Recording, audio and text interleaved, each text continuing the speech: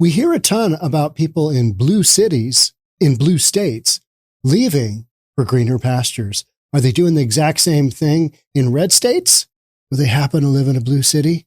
Here we go.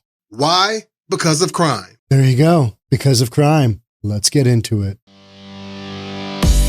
Let's watch the full video. But people are moving out of Memphis. There are several reasons as to why, but one moving company owner says crime is the number one reason. And boy, he's been busy, this mover. Action News 5's Tavarius Haywood joins us live now where people are headed to, with where the locations are people are headed to. T-Wood? Yeah, Joe, people are headed to places like Arlington, Lakeland, and Eads to get away from crime here in Memphis. Some people are just leaving the Mid-South altogether. Now, I spoke to one moving company owner who says that people tell him that crime is the number one driving force as to why they are leaving Memphis. One sociology professor from the U of M says that crime is just a symptom of a much bigger problem as to why people are leaving the city. The owner of Absolute Moving Services, Phil McLendon, says business has been booming. We have been absolutely slammed. He says over the past year or so, people living in Memphis are leaving and headed to the suburbs. Oakland, Eads, Fayette County, North Mississippi. However, some are leaving the Mid-South altogether for places like Texas, Missouri, and Florida. Why? Because of crime. People are openly and freely telling us about how just they don't feel comfortable or safe raising families and living around so much crime.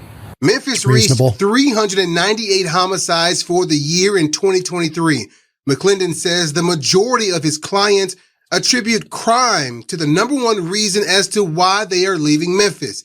He says normally the winter months are his slow season, but his team is getting busy getting people out of the Bluff City. We see all demographics, all classes. We do get people who are moving into Memphis. A lot of those people will be relocating for jobs to be closer to the where they work or to the school systems. But the majority of people are moving away from Memphis. University of Memphis professor Elena Deega studies Memphis's census data and trends. She says, yes, people are leaving Memphis and Memphis is not growing.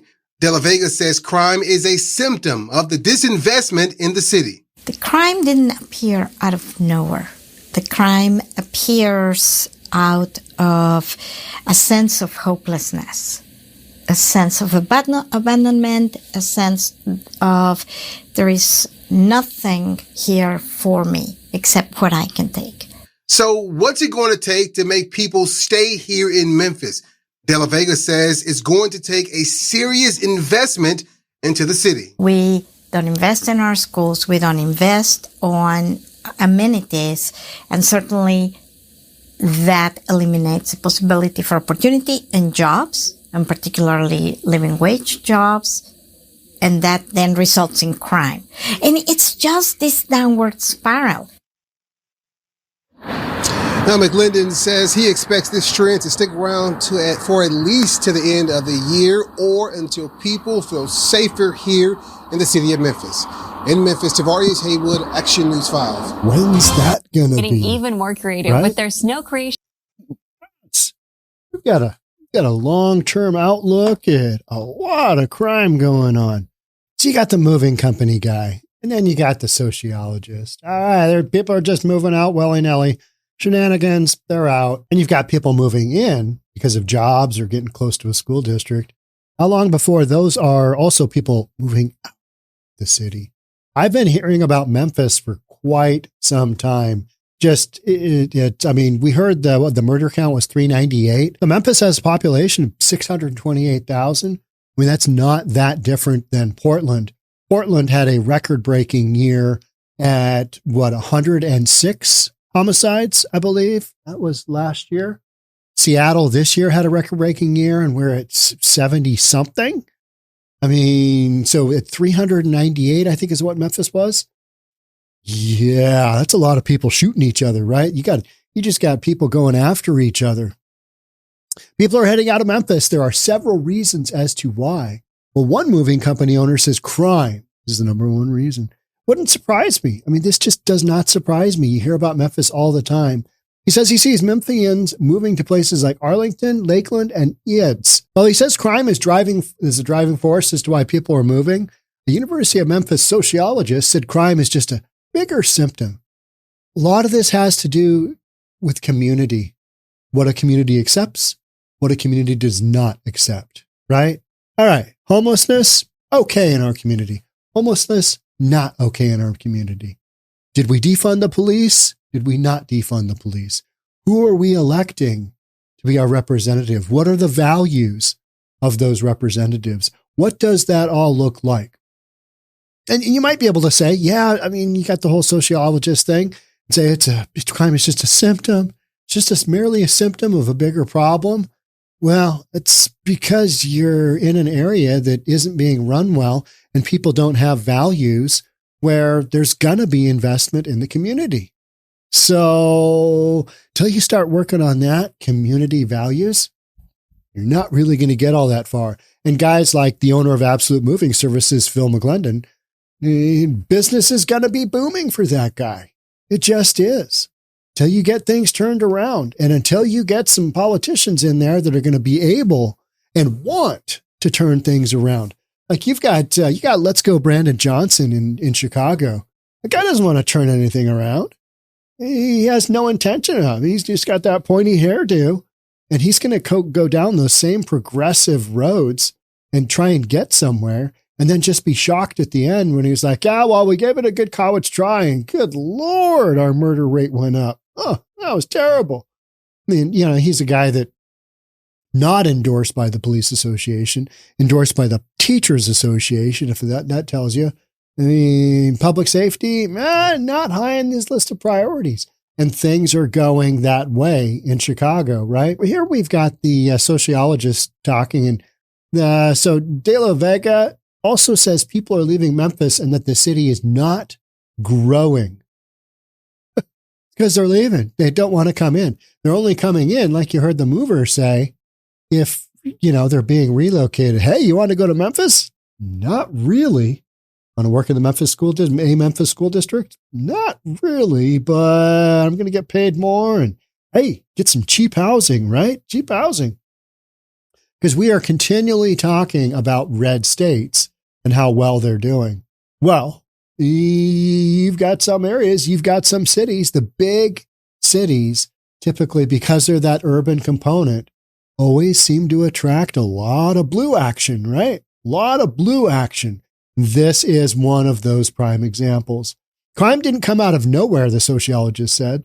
Crime appears out of a sense of hopelessness, a sense of abandonment. A sense of there is nothing here for me except for what I can take, said De La Vega. Well, I would say yes, but there are a lot of poor areas where there's not a lot of investment going on, where people don't just rob each other blind or shoot each other blind. So you've got to have a certain element within the community that basically says, stealing from each other is okay and shooting each other is okay. Because you do have examples where that is not happening to this degree within basically a Republican-run state, right? So what's it going to take to make people want to stay here in Memphis? Yeah, investment into the city. And who's going to do that? Leadership. And if you don't have that leadership directing your train going in the right direction, it's not going to happen. It's just flat out not going to happen. We don't invest in our schools. This is a sociologist again. We don't invest in amenities, and that eliminates the possibilities for opportunities and jobs, and that results in crime. And it's just this downward spiral. We talk about the doom loop in San Francisco. Now, in these urban cities that have just gone sideways and have let things get out of control, this is what you get. I've been talking about one of my friend's wives was shopping in the Chop QFC in Seattle, and had to navigate this gauntlet of whacked out drug addicts, fentanyl. They're all just hunched over and doing that, the fentanyl bends. And, she's basically saying, we got to do something about that. And I'm kind of like, hey, that's Seattle. That's Capitol Hill. That's the way you let things go. Memphis, leadership in Memphis. You got a big city. You got a small, big city is what I would describe Memphis as. Same thing as like Seattle, or same thing as a Portland. They're geographically not huge numbers, but they're good sized cities, and they're good sized cities for a state like Tennessee. But because they're urban and their leadership has taken them in this direction, it's okay to steal. It's okay to rob your store blind, because nothing is being done about it. In fact, it's going the other way. It typically goes in the direction of, decriminalizing drugs and just going down all these very progressive roadways. And this is where you end up. People leaving your town, people leaving your city. Oh, we just don't have a lot of investment going on. Gee, I wonder why. McLendon says that he expects the trend to continue into the end of the year, or until people feel safe in Memphis. Okay, that is an easy comment to make, because you're like, well, I know it's going to be here through the end of the year. This is going to be happening. And maybe what he's talking about is the absolute numbers of people moving out. I interviewed a young man for one of my video positions, and it was probably 3 or 4 years ago. And he was relocating here. He had relocated here from Memphis, and he was living in Northgate in Seattle. And I was asking him kind of about Memphis. And I remember the conversation very clearly.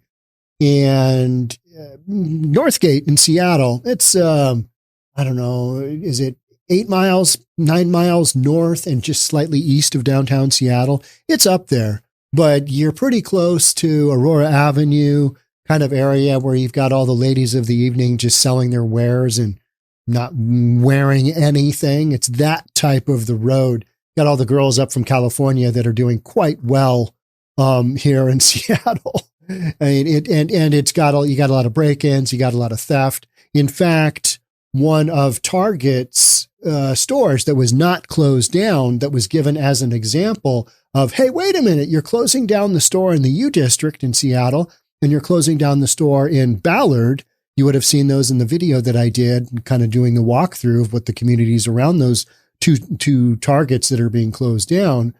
The Seattle Times and CNBC, I think, did another article. Hey, wait a minute. You've got this Target up in Northgate. It's got way more 911 calls than these other Targets that are being shut down in Seattle. What gives?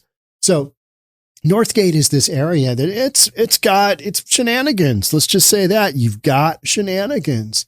But this young man that had come to a job interview for me, I said, hey, so you're living in Northgate. How do you feel Northgate versus Memphis? And he goes, oh man, Memphis is a train wreck. He didn't say those exact words, but he was like, yeah, I walk around at night in Northgate all day long, and all I can think of is, well, that's a mistake, but you're young, you probably run real fast. He was not afraid of living in Northgate, Seattle area at all relative to where he'd come from in Memphis. And I didn't ask what neighborhood in Memphis. I didn't ask. He just said Memphis it's dangerous. It is crime ridden, and especially in certain pockets. But that's always kind of the rub, right? It's always, all right, you typically got the international district, you got the downtown urban core, and then you've got a few other pockets in surrounding areas that have been disinvested. Or you've just got leadership, like you've got leadership in the Capitol Hill area of Seattle that's always just so progressive.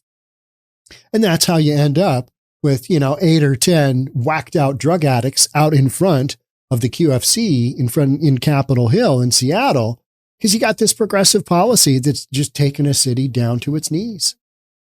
That's kind of how you get there. And so, is the trend going to continue to the end of the year? Or when people feel safe here in Memphis?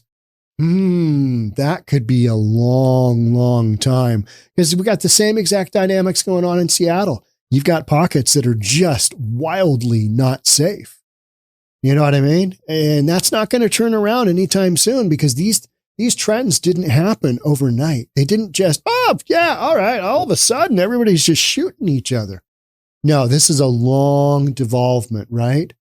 And so, moving company, really good indicator. And everybody jokes about, hey, Got all the U-Hauls made a one-way trip down to Florida. All the U-Hauls made a one-way trip down to Texas.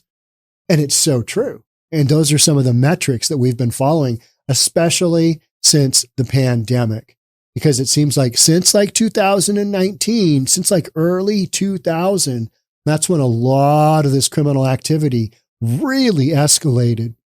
It's like somebody just flipped that switch and went, whoosh, and all of a sudden this stuff just has really exploded. Memphis, unfortunately, being located in, Republican state, is one of those big cities where it's not going well. It's going the wrong direction, except for the moving companies. All right. That's it for me on this one. Thanks so much for being here. I'll catch up with you in the next one. Bye for now.